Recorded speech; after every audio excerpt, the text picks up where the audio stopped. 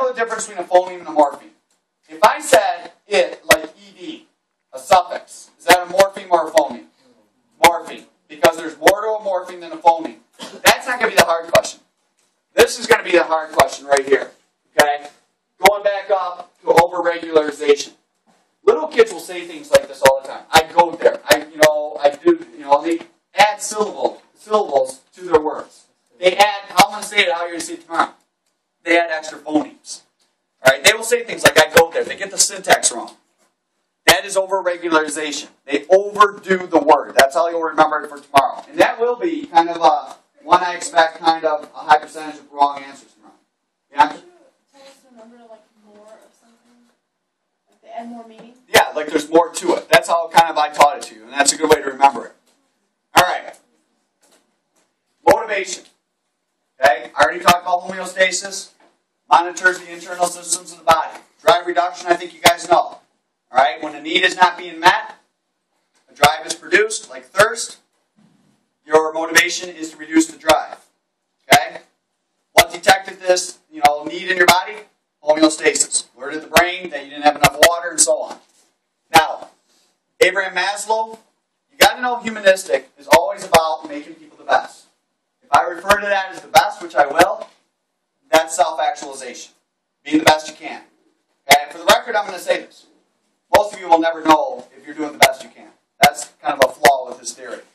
Now, Yerkes-Dodson law, we kind of went over that. Your performance is best. When I say this test tomorrow will be fair, most of you are going to put in the effort. If I said this test is way, way too hard, none of you are ever going to pass it. Most of you would give up and walk out of this sweatbox right now. Now, yeah, I don't think I even noticed. You see one of these, you're going to know. Now, incentive theory, we still have to work out. Incentive theory is what it means. There's positive and negative. Basically what you have to know is the difference between intrinsic and extrinsic motivation. And I think you guys do. We essayed that this week.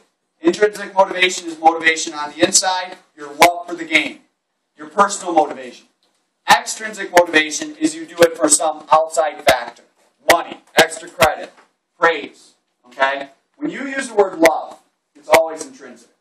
Now, hunger, and I think you guys know that one well. But I'm going to make this pretty hard tomorrow. I'm going to say I'm going to destroy one of these. If I destroyed the lateral, and lateral's in charge of eating, you would never eat. If I destroyed the ventromedial, you would overeat. Because what does the ventromedial do? Stops hunger. Now, theories of emotion. I kind of went through this today. Okay, I don't want to rush through this. I know, and we'll be done in a little bit. Right? It's not that much longer. Because the last 3 chapters we hit the most. But theories of emotion, James Lange theory. And I got a feeling that this is probably the area that we need to do the most with. James Lange theory, basically what it says, listen how I say this.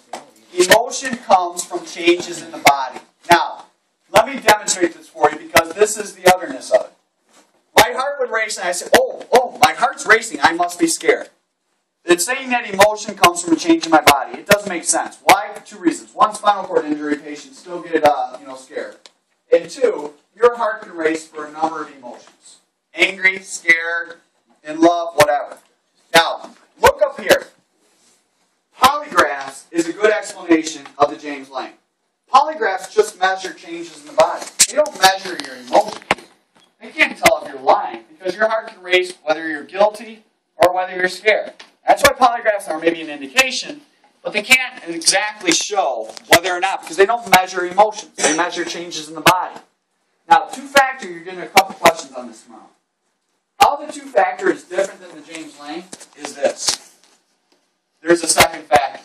What's the second factor? A cognitive label. Now, I wrote this, okay? I wrote this in that chart, purposely. 2-factor is a label that explains why there's a change in your body. The one underneath that, cognitive mediational theory, the cognitive word means to interpret the situation. So when I say a cognitive label, that word means to interpret the body. Why there's a change in your body. My heart's racing because I'm about to find out whether I'm going to prom. Cognitive mediational theory says you interpret the situation. My heart's racing, I'm excited because of the situation. I'm going to prom. See the difference? Cognitive mediational interprets the situation. I'm so excited. Why? Because I'm going to prom. two-factor theory, the label is simply labeling why there's a change in your body. My heart's racing because I'm going to go to prom. You guys see the difference? Okay? Well, can you explain that? All right, listen. Okay, let's back it up. James Lane. This is the question. Theories of emotion. Why do we get scared? James Lane would say, because your heart's racing. It says there's a change in your body. That's why you experience the emotion of getting scared. The two-factor theory would answer that question this way. Why do you get scared? There's a change in your body plus a cognitive label why your heart's racing.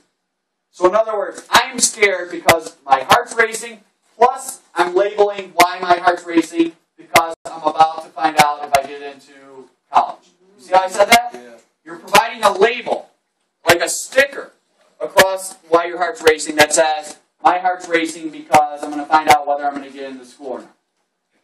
Cognitive mediational theory is simply, you are interpreting your emotion. Why am I scared? Because of the situation. I'm interpreting that there's somebody approaching me. I'm interpreting because the wind's starting to blow. You're interpreting the situation.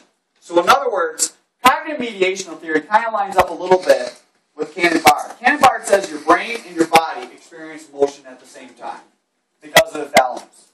Does that make it a little bit easier? Okay? So again, let me give you a typical question then for tomorrow. What theory, and I'll make this as difficult as I can with the James Lane two-factor.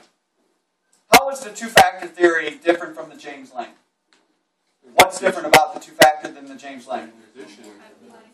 There's a second factor, and that second factor is called cognitive label. How is the two-factor different from the cognitive mediational theory? Which theory says you appraise the situation? Cognitive. Mediational. What theory says you basically interpret the change in your body? James and Exactly. That's the difference between the three.